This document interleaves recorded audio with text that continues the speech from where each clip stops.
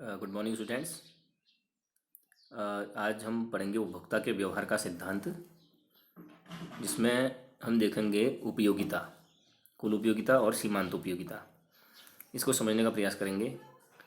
जैसा कि इसमें दिया हुआ है उपयोगिता 2.1 में, सामान्यतः एक उपभोक्ता किसी वस्तु के लिए अपनी मांग का अनुमान उस उपयोगिता अथवा संतोष के आधार पर लगाता है जो वह उससे प्राप्त करता है। अब प्रश्न ये होता है कि उपयोगिता क्या है। एक वस्तु की उपयोगिता उसकी किसी आवश्यकता को संतुष्ट करने की क्षमता है। वस्तु की जितनी ज़्यादा आवश्यकता होती है अथवा उसको प्राप्त करने की जितनी ज़्यादा इच्छा होती है, उस वस्तु से उतनी ही अधिक उपयोगिता प्राप्त होती है। इसमें एक उदाहरण के द्वारा इसको समझाया गया है। उदाहरण के लिए, एक व्यक्ति जो चॉकलेट पसंद करता है उसे एक चॉकलेट से अधिक उपयोगिता प्राप्त होगी। उस व्यक्ति को किसी वस्तु से मिलने वाली उपयोगिता स्थान एवं समय के साथ भी बदल सकती है। जैसे एक रूम हीटर से मिलने वाली उपयोगिता इस बात पर निर्भर करेगी कि वह व्यक्ति लद्दाख में है अथवा चेन्नई में, जहाँ स्थान का बड़ा महत्व है, अथवा वहाँ गर्मी का मौसम है या ठंड का मौसम है। तो उपयोगिता के बारे में हम यही समझ सकते हैं कि किसी वस्तु से हमको कितनी संतुष्टि प्राप्त होती है। अब उदाहरण के लिए हम एक और उदाहरण से इसको समझेंगे। जैसे हमें मान लीजिए भूख लगी हुई है, बहुत तेज़ भूख लगी है, तो भूख लगने के फलस्वरूप हम रोटी की तलाश करते हैं। तो जैसे जैसे हम रोटी की इकाइयाँ लेते रहेंगे, खाते रहेंगे, वैसे वैसे हमारी भूख संतुष्ट होती रहेगी। हम एक रोटी खाएंगे तो हमारी कुछ भूख शांत होगी। हम दो रोटी खाएंगे, थोड़ा संतुष्टि और मिलेगी। तीसरी रोटी खाएंगे, थोड़ा और संतुष्टि मिलेगी। चौथी रोटी खाएंगे, थोड़ा और संतुष्टि मिलेगी। तो इसी प्रकार से जैसे जैसे हम उस वस्तु की इकाइयों का उपयोग करते जाएंगे तो हमें हमारी उस इच्छा की उस संतुष्टि मिलते रहेगी। तो इससे ये पता लगता है कि वो हमारे लिए कितनी इम्पोर्टेंट वस्तु है, उस वस्तु की हमारे लिए क्या उपयोगिता है। कुछ अन्य वस्तुओं का मौसम के साथ भी प्रभाव हो सकता है उपयोगिता पर। जैसे इसमें उदाहरण में बताया कि एक रूम हीटर है, अगर कोई व्यक्ति ठंडे स्थानों में रहता है तो उसके लिए उस रूम हीटर की उपयोगिता बहुत अधिक है, उसके लिए वो ज़्यादा महत्वपूर्ण है, उसको ज़्यादा संतुष्टि प्रदान करेगा। और कोई व्यक्ति अगर कहीं गर्म स्थान पर रहता है तो उसके लिए वो रूम हीटर की उपयोगिता न के बराबर है, क्योंकि उसे उसकी कोई आवश्यकता ही नहीं पड़ेगी, क्योंकि ऑलरेडी वो गर्म स्थान पर रहता है। गर्म स्थान पर रहने वाले व्यक्ति के लिए जो उपयोगिता पंखे या कूलर या एसी की होगी, वह उपयोगिता ठंडे स्थान पर रहने वाले व्यक्ति के लिए उन चीज़ों की नहीं होगी। तो इस तरह से यह है उपयोगिता, यानी किसी चीज़ की संतुष्ट करने की क्षमता।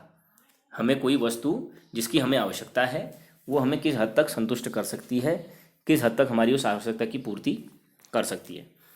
फिर है गणनावाचक उपयोगिता का विश्लेषण, यानी कि इस उपयोगिता को हमने जो सरल अर्थों में शब्द समझा, उसको क्या कहीं हम गणितीय रूप से या कुछ अंकों के स्थान से स्थानांतरित करके, अंकों में परिवर्तित करके भी लिख सकते हैं, या व्यक्त किया जा सकता है संख्या के रूप में। इसको भी किया जा सकता है। ये कहता है गणनावाचक उपयोगिता विश्लेषण की मान्यता है कि उपयोगिता के स्तर को संख्याओं में व्यक्त किया जा सकता है।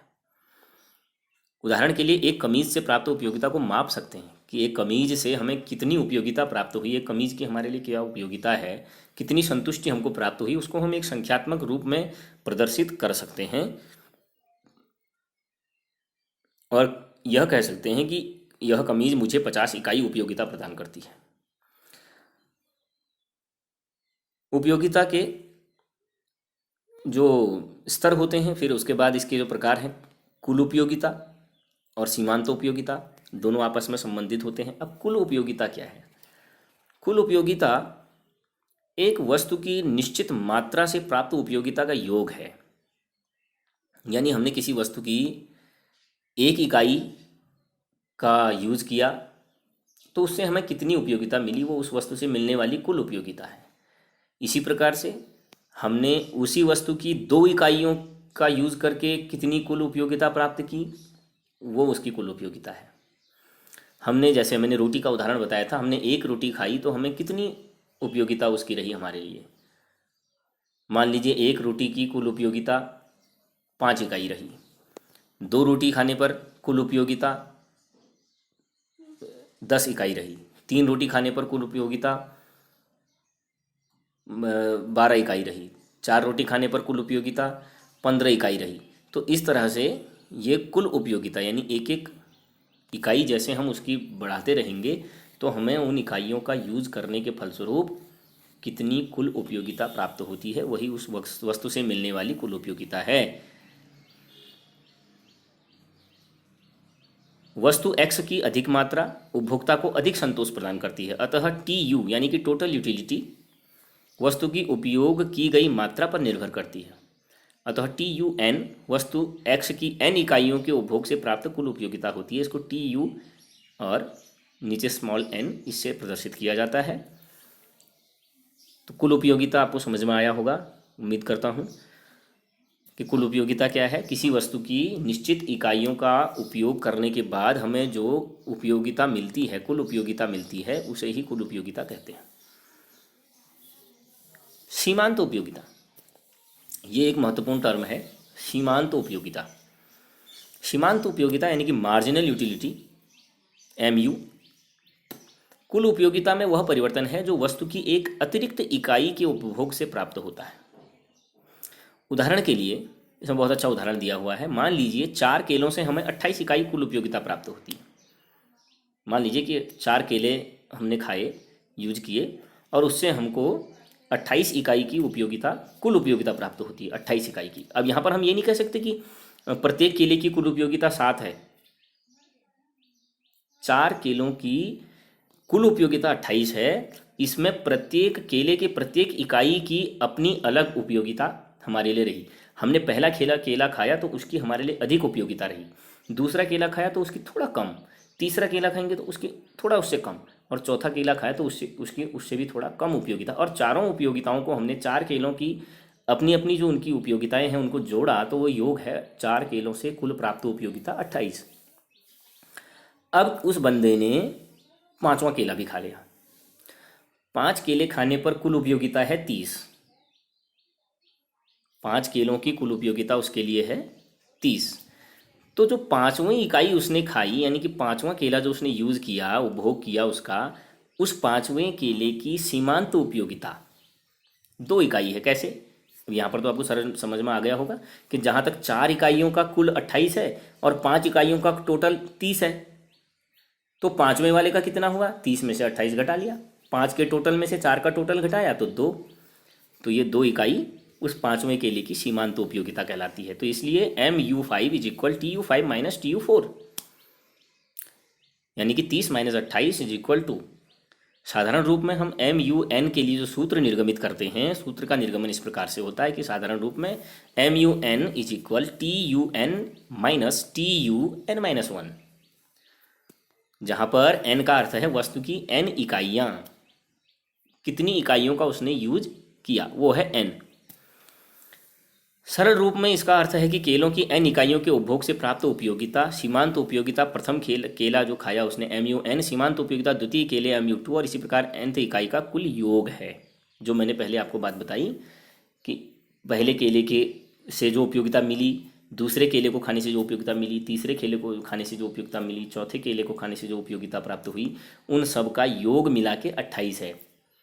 और यहाँ पर ध्यान देने की बात यह है कि हमें किसी भी वस्तु का उपभोग करने से उसकी सभी इकाइयों के उपभोग से बराबर उपयोगिता प्राप्त नहीं होती है।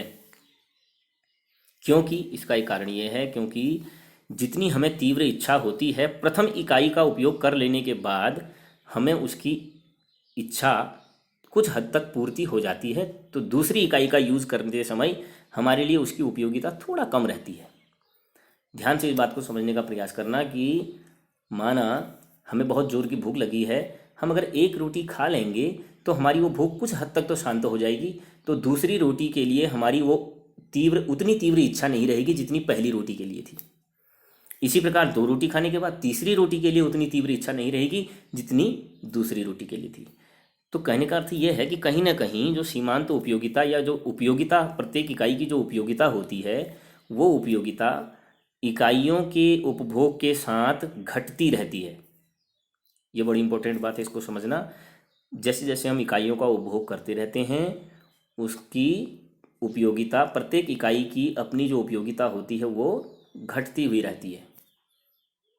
सबसे ज़्यादा उपयोगिता प्रथम इकाई की, द्वितीय इकाई की थोड़ा उससे कम, तृतीय इकाई का उससे कम, चौथी इकाई का उससे कम, 5वीं इकाई का उससे कम।